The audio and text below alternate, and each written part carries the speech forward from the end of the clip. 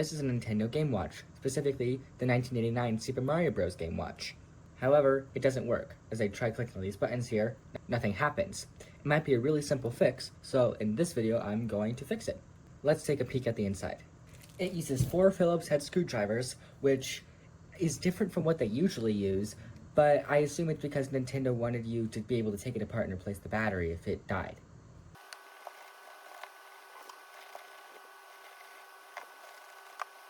Taking the back off, I might see our issue.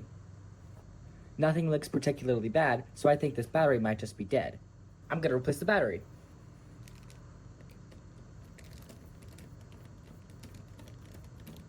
And unscrewing these, I can remove the battery. This is a 3925 cell battery. It's kind of hard to see the text because my camera is not focusing on it, but that's what it is. It's a little bit corroded. It's especially corroded on this side, so I'm gonna replace it and see if that's our issue. Since there was corrosion on the back of the battery, I'm afraid there might be some on the terminal, which unfortunately looks like there might be a little bit. That's an easy fix though. I just need some isopropyl alcohol, which I have. And here's my big jug of isopropyl alcohol. It's 99%, which should be more than enough. Let's see if we can clean it. I got quite a bit on the Q-tip. Let's see if it's cleaned out. It looks like it's pretty much gone.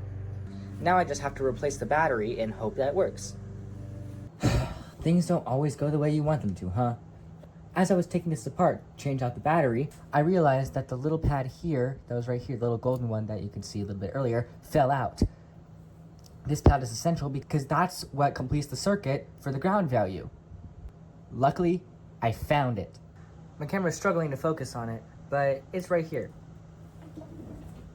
Now it's not, and I have to dig around my floor to find it.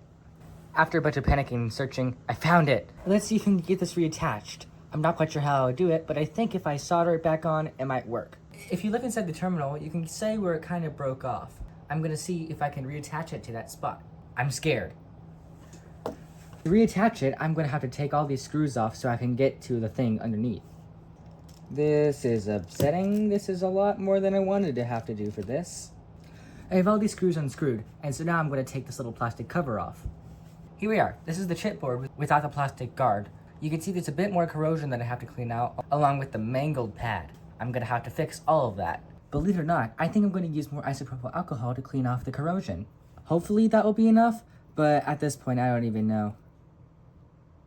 I'm also going to clean the rest of the PCB.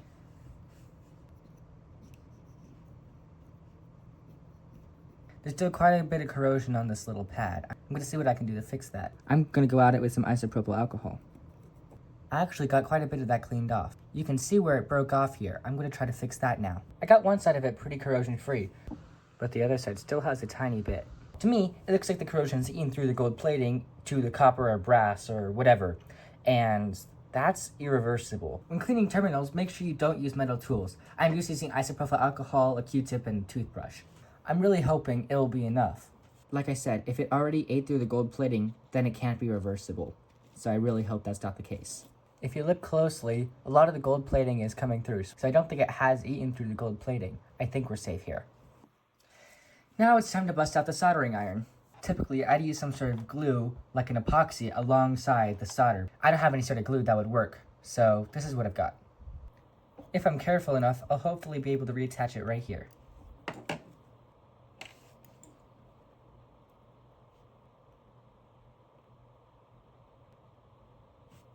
Next, I'm just gonna try to connect them. Alright, since it's so small, I've been kind of struggling to reattach this, but I'll give it one last go.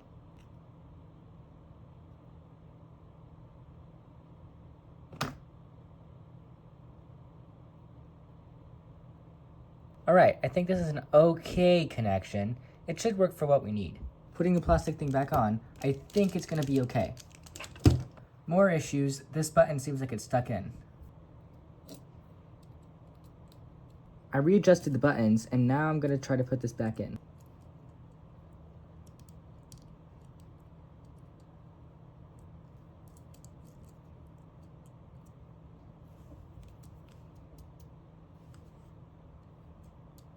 And it's time to screw this back down. Now these buttons work. If you look, they press down the little metal to press the contacts. Nice. And finally, to what I thought it was going to be all along, the new battery. I got the batteries. They were the cheapest ones I could find, and I couldn't find them in stores, so I just bought them off of Amazon. I know this says LR41, but it's the same thing. Anyways, let's get this open and see if I can get this on. Yeah, there we go.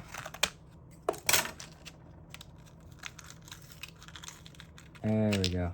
Right there. Here's our little battery. Let's stick it in.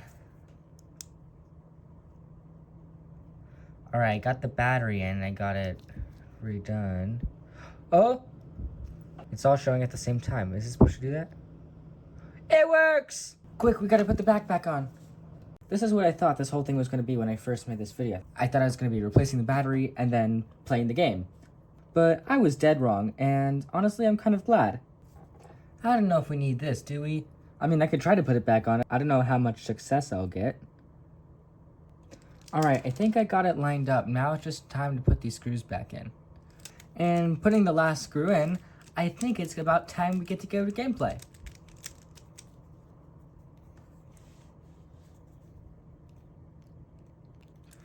Of course, when I screw it all back in, it just goes off.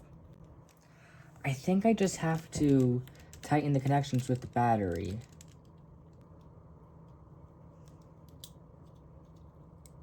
This isn't looking too good. So I think that tiny screw there broke off of the screw that's now stuck inside this. And that's what screws this on, which is how the buttons send that they've been pressed to the board. If you look closely in there, you can kind of see that there's a little shiny thing in there. I'm pretty sure that's the broken off screw. I'm pretty sure if I make sure these contacts are connected, then it'll be good to go. I'm not quite sure though. Well, isn't this a pleasure? I'm gonna have to go back inside and do this for, whatever, the third time? That's not very good. I thought taking this thing out would maybe expose the screw, but the screw stuck in there is holding this whole thing together. If I tried taking this apart, it just doesn't, because that's what's mounting it in. I'm gonna have to find another way to get down there. Unless I can just... There we go. And right there, you can see the broken screw. Seriously? To get there, I'm gonna have to take this whole PCB out of its case. I don't want to damage it. I don't have any pry tools. Since it only runs off the battery and the battery's out, I think I'd be fine. Okay.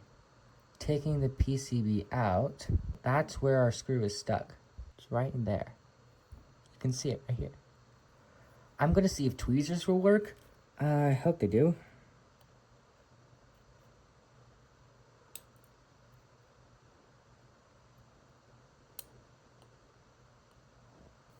Why is it doing this to me?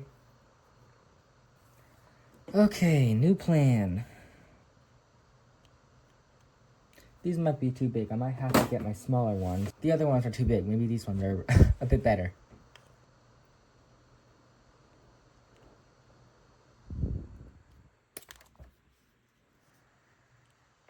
Well, I think that's stuck in there. In the moment right now, I don't think there's anything I can do about that. That sucks. Oh man. Now, I'm not going to modify this because I want to keep it in its original form. Yeah, I don't think it's going to work. Who knows, this may make a return one day. But that's it. Thank you guys so much for watching this video. I've had a lot of fun making this one. And if you guys like this type of content, please let me know. This is something I'm really interested in. I also do programming too. So if you're interested in stuff like that, or stuff like this, make sure to subscribe so you won't miss out on any of my newer stuff because I do not post consistently. Alright, well, bye!